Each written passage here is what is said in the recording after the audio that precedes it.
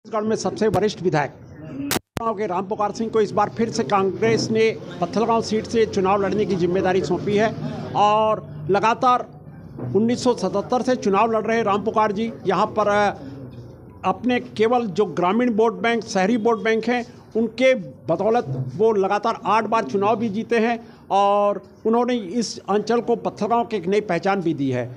आज इनको दोबारा फिर से इस बार टिकट मिलने में थोड़ा सा विलंब हो रहा था।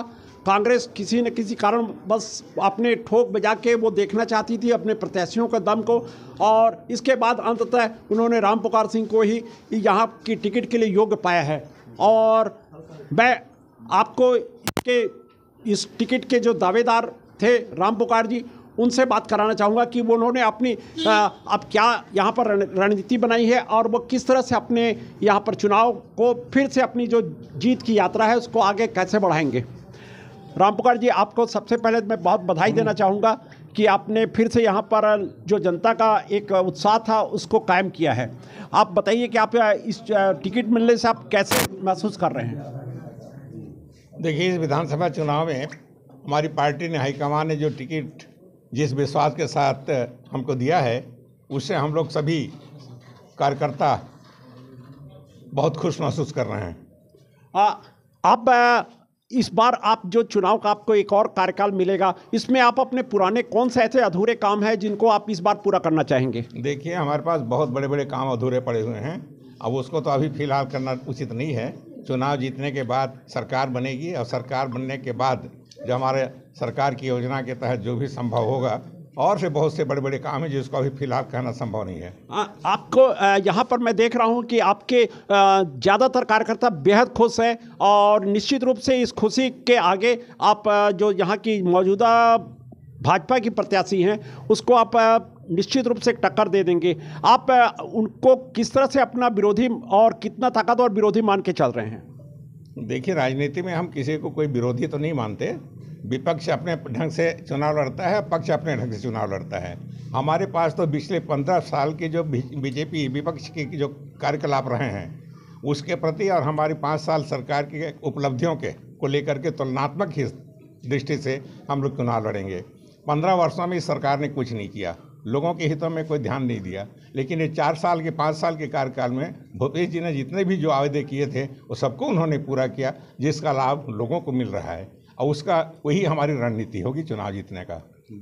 आप चुनाव प्रचार में जो थोड़ा सा विलंब हो गया है यहाँ पर, लेकिन उसको कैसे आप कवर करेंगे इस बार, कैसे आप यहाँ पर अपनी तैयारी कर रहे हैं सर।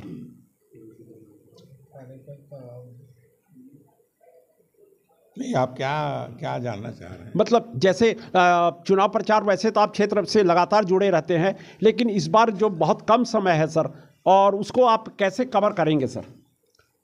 देखिए, कम समय में ज़्यादा काम करना पड़े बहुत अनिवार्य भी मुद्दा होता है। रणनीति के तहत सभी गांव में जाएंगे, लोगों से मिलेंगे, अपनी जन घोषणा पत्र पार्टी का होगा उसको सुनाएंगे, पिछली सरकार की विफलताओं को बताएंगे, वर्तमान सरकार की उपलब्धियों को गिनाएंगे।